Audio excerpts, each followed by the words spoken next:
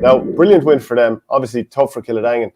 But it's just, what is it, 5 or 6 days now before they're going to have to play Ballygunner. And I would love to see Kilruane go on and win, but there's sort of a feeling of cannon fodder here, isn't there, with the injuries that they're carrying. Niall O'Mara was, he was getting patched up with his hamstring. Jack Peters, like you're saying there. Keane obviously wasn't able to do the warm-up. So it's going to be so tough for them against the All-Ireland champions.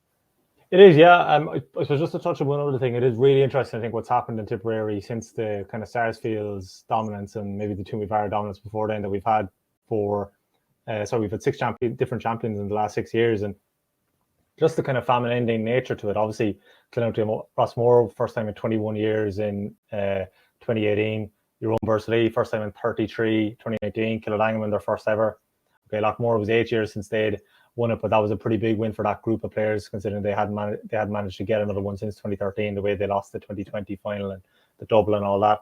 And now we got the first one in 37 for Kilruane. The standard seems to have kind of maybe leveled off, and it's become more competitive, and maybe going back to the 16-team format has helped in the kind of group stage element, but really, really difficult for them to try and come out the following week. I was looking at it, like, I remember when Mullinahone won their very first one, I think they had to go down to Walsh Park the following week and play Mount Sion, and only lost by a point. Clonouty had to go out a couple of weeks later in 2018 and kind of got decisively beaten by Napearshig. And, without trying to kind of preempt it, on Sunday, there is a sense, looking at the Tipperary or the Munster kind of landscape with who's emerged, the Ballygunner and Napearshig are kind of maybe a step apart, and that it will be difficult to kind of take down either one. In fact, the Kilruane, they're on that side of the draw, but the injuries stack up against them, having to go away.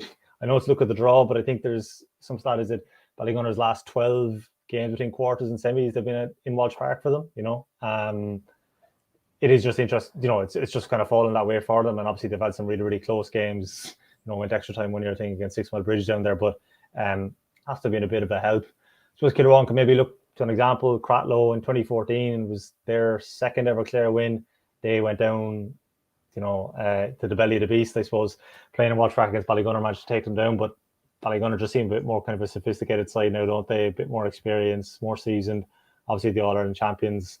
But, like the moment, Shane, the drawing game ended, there's a few of us talking in the press box, we were saying whoever wins now, it's immediately a really, really tough ask, because at least if you'd won it last week, you had the 2 weeks to prepare, you might be able to kind of settle yourself some bit. And who knows, look, they have momentum, they have impetus and all that. Maybe they can kind of channel that into something, but it is a pity, I feel, from the outside, when teams who it's their first win in a long time, that just the scheduling works out. And that's just the way it's been this year, because Tipperary's a dual county and they run the championship side by side. It's not like Waterford, where obviously you saw the Nair win the football at the weekend, and Ballygunner, the hurling, safely collected since the middle of August, But it is, on paper, it's a pretty tough side of the draw. Kilruane have found themselves with Ballygunner and Napearshig on the one side. I'm using the phrase super clubs in the sense of their standing and in terms of their level of success they've built up. With like Ballyhale and St Thomas, they're probably the most experienced sides left in the All-Ireland Club Championship race, you'd imagine, at this stage.